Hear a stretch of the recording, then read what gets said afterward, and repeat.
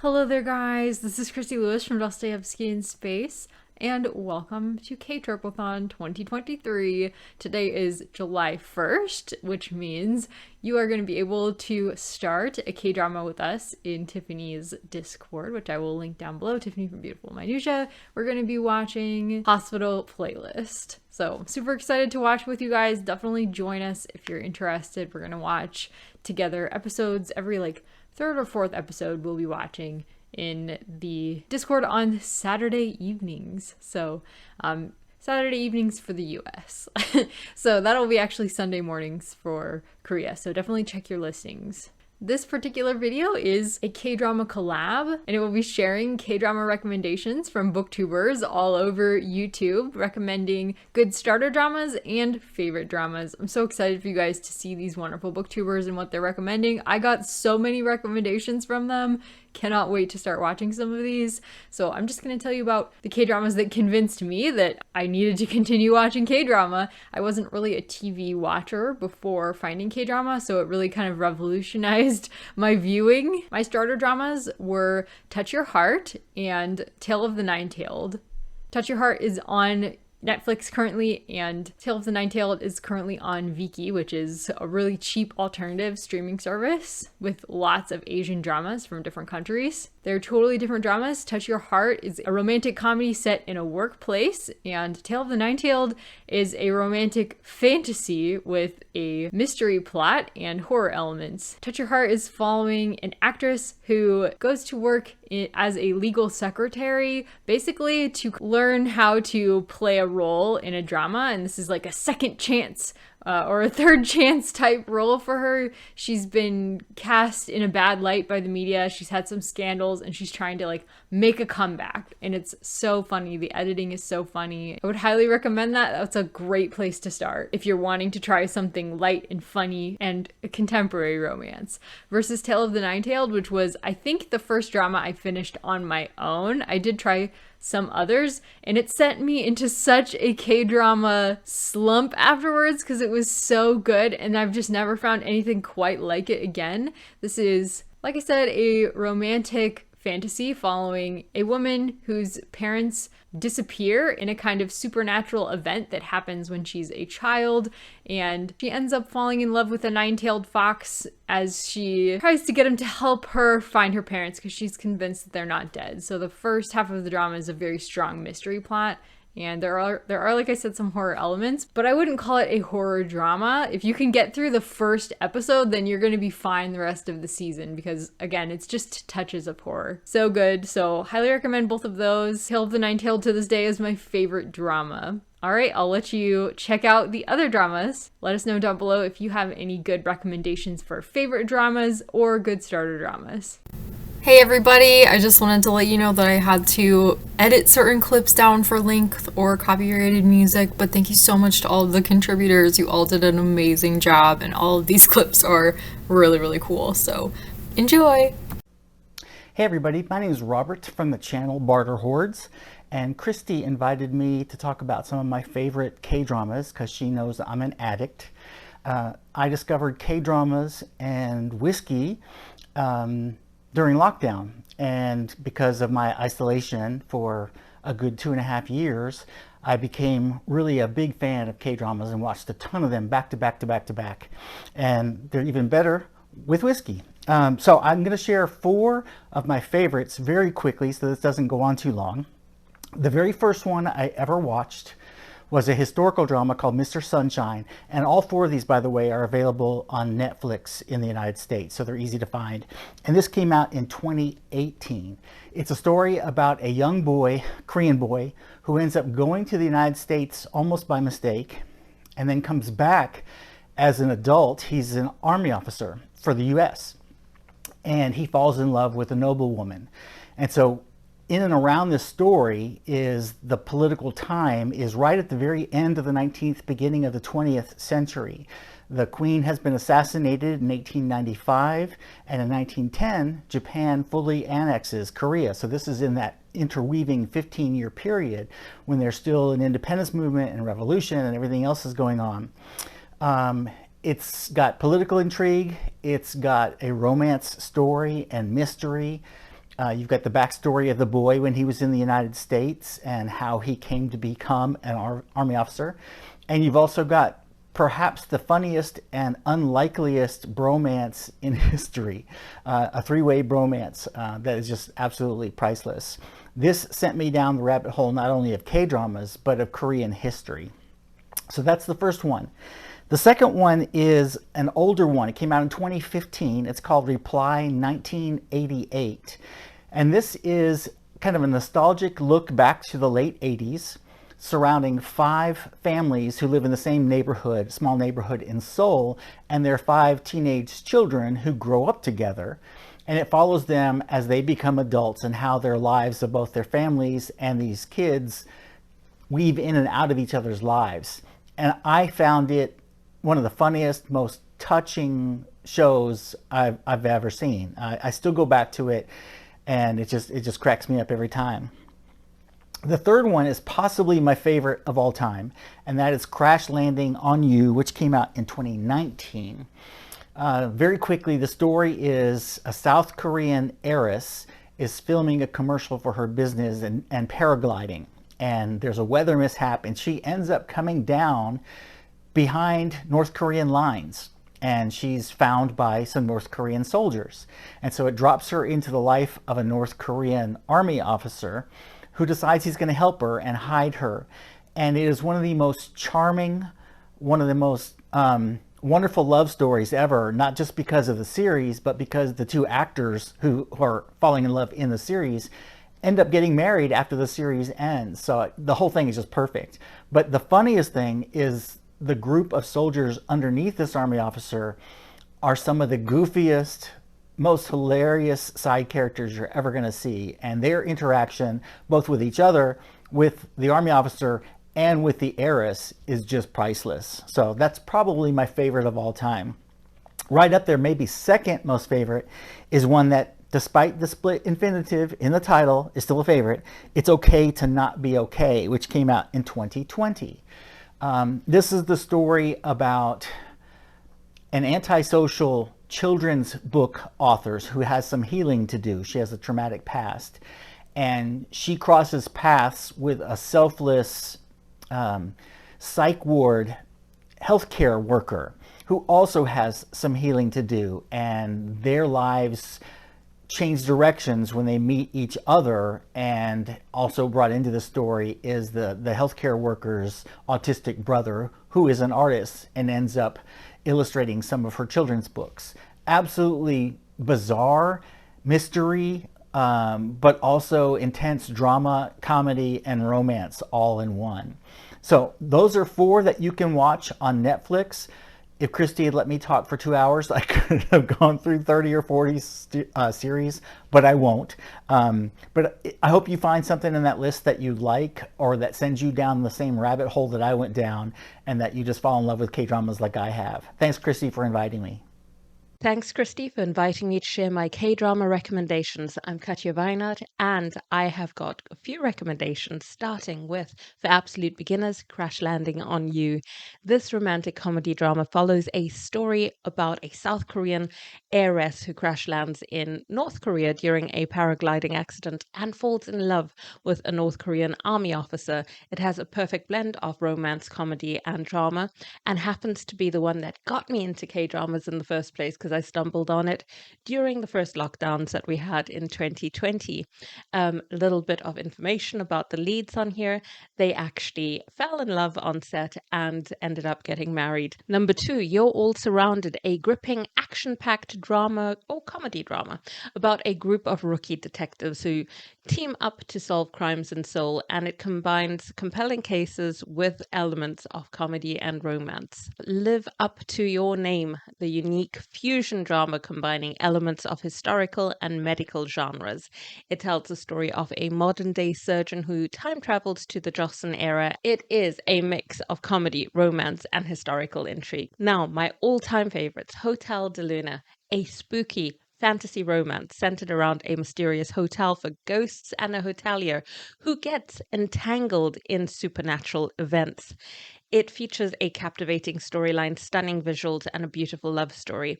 Equally, there are very, very spooky bits, and I was like really creeped out in the first episode, but you really get used to it. And if you're into supernatural stuff anyway, you don't need to get used to it because you'll just love it straight away. Number 2, The Good Detective. It is a gritty crime thriller with moments of comedy relief, which revolves around 2 detectives with contrasting personalities who solve complex cases. It offers an intriguing storyline, strong character development, and intense performances. It is really gritty. Number 3, Something in the Rain. Now, this is an absolute favorite of mine, as other 2 are, but this is got a special place in my heart. It's a bittersweet romance about a woman in her 30s breaking out from the mold she's been placed in. The main character goes through a lot as no one wants her to change the position they've assigned her in their lives. So that's really realistic. It explores societal expectations, workplace dynamics, and the relationships that we have to navigate in society. I feel the performances in this one were just wow. And it is not one of the ones that has come up often. I've never had it recommended to me, I'll say. So I definitely want to recommend it. Yeah, enjoy your exploration of K-dramas and all they have to offer.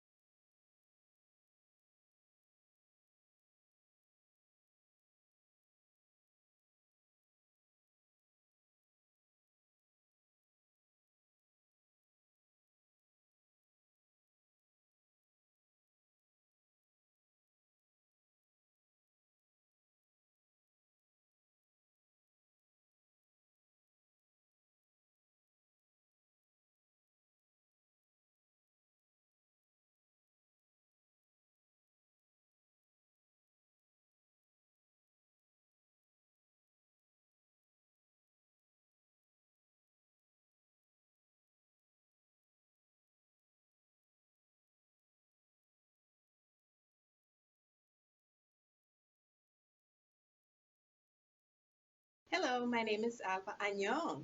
My name is Alba, and I go by at Seriela on Instagram. I want to thank Christy so much for allowing me to talk about my K-drama addiction. My first K-drama was intense. It was recommended by my daughter way back in 2011, and that was City Hunter, and I will insert pictures here. I was thinking while I was pondering how I would organize this video, that City Hunter hooked me to K-drama because of the music. I love the music. It's just extraordinarily beautiful, sweeping, epic OST. But as I was listening to the OST, I recalled that not only did I like City Hunter because of the music, but it was also because of the plot. Because I tend to like plots that have to do with justice, social justice, right? And battling corruption in high places. Well, that was the first one, City Hunter, way back in 2011 when I started. But that is not my favorite. After City Hunter, I watched one called Thank You, which might be a starter one because it's a very heartwarming family type of K-drama, Thank You, with Jan Hyuk. And immediately, Jan Hyuk became my favorite of all time Korean actors. I started watching everything that he was in, movies as well as K-dramas, and I found Chuno, which has become my all-time favorite K-drama. Chuno has everything. It's about slave catchers, which I didn't know had existed in Korea, a historical drama, which I also tend to enjoy. I will sit and watch a 50-episode historical K-drama at the drop of a hat. This is only 24 episodes, and it is very intense. Beautiful music also, tremendous acting, loved all the supporting characters and the different plot lines, and I watch it every year for my birthday. This will be probably the 9th time that I watch Chuno, the Slave Hunters. Of course, since that time, there have also been just marvelous K-dramas. As recently as My Mister, and if you have never watched My Mister, yeah, I recommend it highly. There are even YouTube channels that are dedicated to reviewing My Mister episode by episode. Also, beautiful music, but more than that, a heartwarming message, as well as Move to Heaven, which I am rewatching right now, which has another heartwarming message for everyone of every age. So thank you, Christy, for this opportunity. I really appreciate it. Annyeong! Hey there, my lovelies. My name is V, and I'm from the Sassy Library Fox, which is actually a booktube channel, but today I'm going to talk about K-dramas because Christy Louise asked for K-drama recommendations for beginners for her ktropeathon, quite a tongue twister. And of course, I couldn't resist to add my 2 cents because I love K-dramas and K-pop in general, so I just had to go for this video. And I decided to talk about Hwarang, I hope I pronounced it right now, and it's kind of a historical drama that plays in the Joseon dynasty, and it's with Park Hyung-sik and Park Seon-chun and Kim Tae-young, who is a singer of BTS. And honestly, Kim Tae-young was the reason why I wanted to watch the K-drama, but I basically came for Kim Tae-young and stayed for all the drama and the great acting, because Park Hyung-sik and Park Seon-chun are amazing actors, and I just love the story because it's basically about the son of the queen who will be the king in the future, but there is a class system and the queen wants to make it easier for her son to get to the throne. He's been in hiding for years because people wanted to assassinate him, and she wants to make it easier for him and invents the Hwarang, who are a group of beautiful elite soldiers that are supposed to protect him. But funnily enough, the young king, or the young prince still, has other plans and actually joins the Hwarang under a different name. And well, the K-drama is really nice. It's about strong friendships. It's about boys finding themselves, and it's kind of coming of age as well, and historical, and it's amazing. The acting is awesome. And just like with every K-drama, it starts out really funny, but gets pretty serious and sad near the ending. And I can totally recommend Hwarang. Honestly, this was the first K-drama I ever started to watch, and it hooked me. Okay, and the second K-drama I want to talk about is the Tale of Nokdo, which is also a K-drama that's historical and plays, I think, also in the Joseon dynasty. A lot of K-dramas play at that time, so that's pretty usual. And it's with the two actors, I wrote down their names to get it right. It's with Yang Dong-jun and Kim So-jun.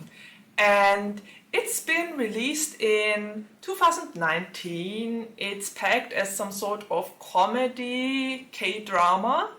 And I think that fits the bill pretty well because it was quite funny at the beginning and very serious at the ending.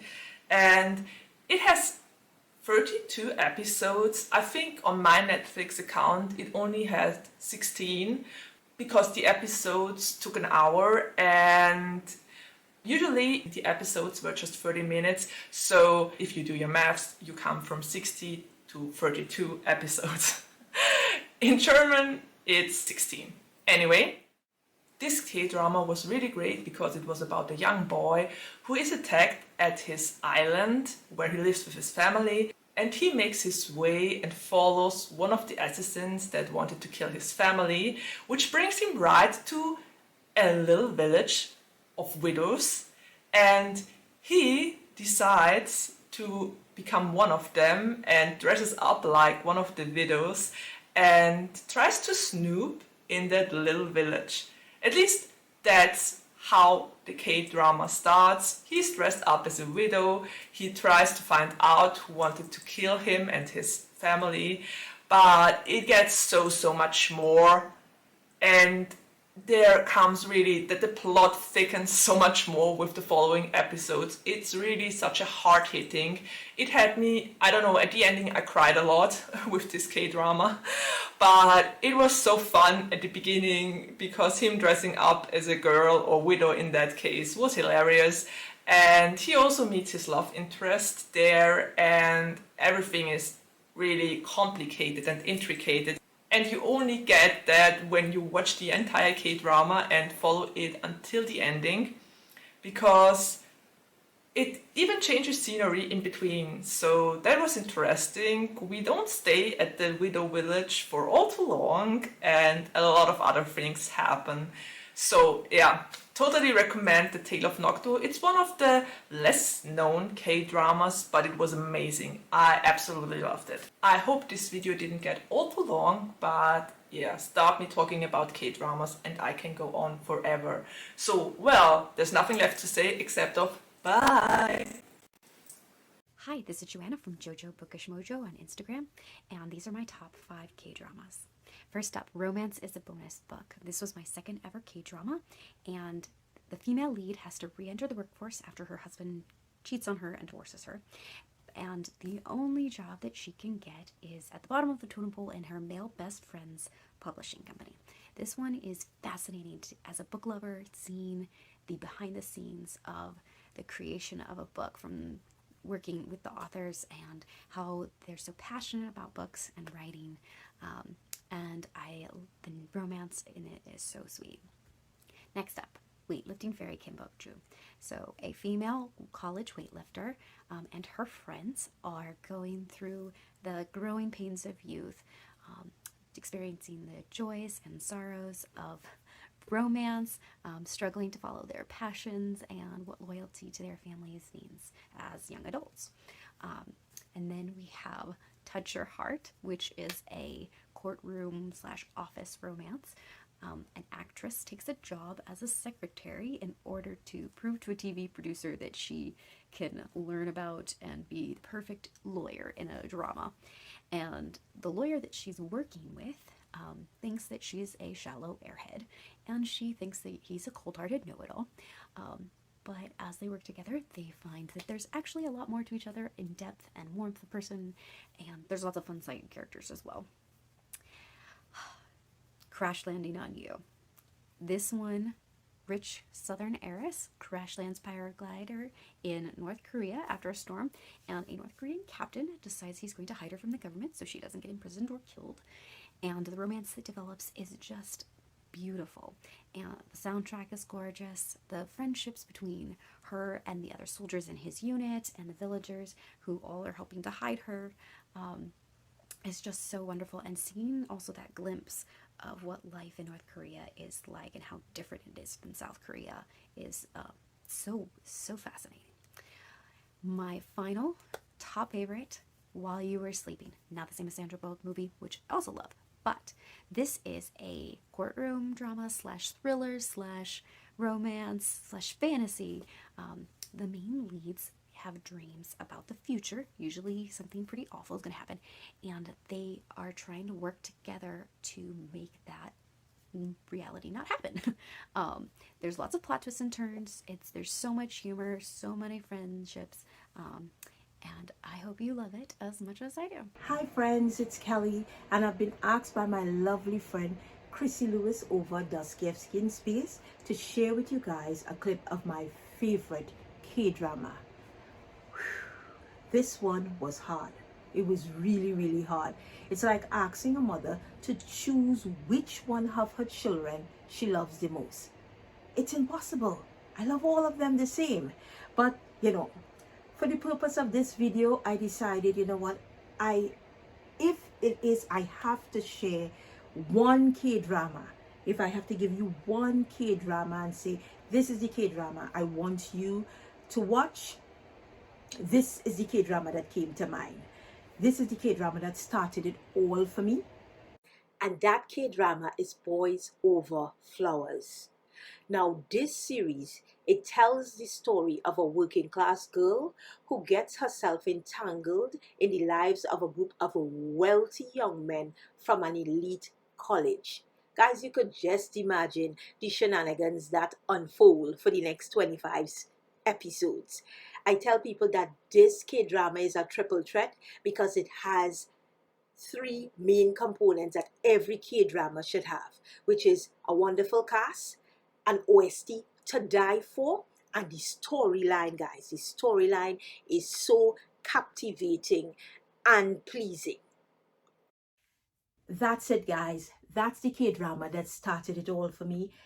It is my bias. I will always love it because it opened up the world of K-dramas to me. The cast, the storyline, the OST, it was everything that I was looking for, and I hope it does the same for you guys. Thank you for Chrissy for giving me this opportunity to share this with you guys, and I hope you all have a fantastic time watching it if you do decide to watch it, which you ought to.